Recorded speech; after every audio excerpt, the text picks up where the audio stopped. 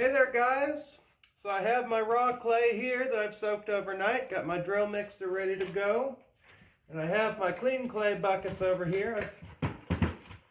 Have my mesh bowl, again that's a 30 mesh handmade mesh bowl, and I'm just going to blend this here, don't mind the noise.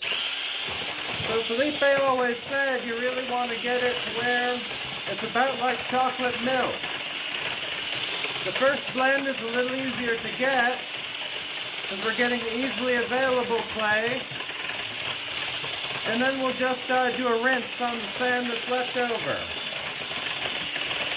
I'm just giving it a good little blend here. Trying to get anything broken down that's easily available.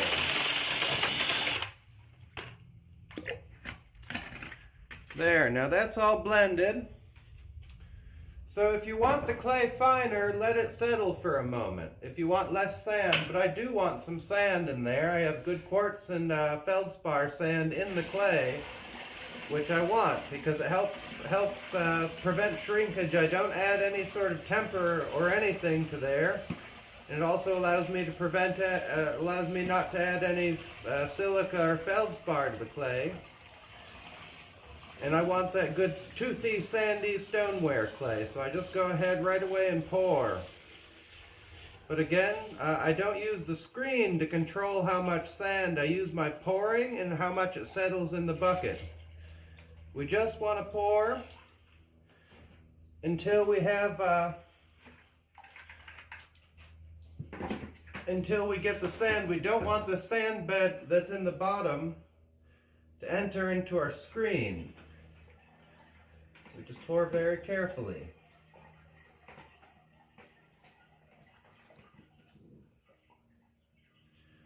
So let me show you here. You see in the bottom we still have a mixture of sand and there's still some little lumps of clay in there. But we're going to set that aside.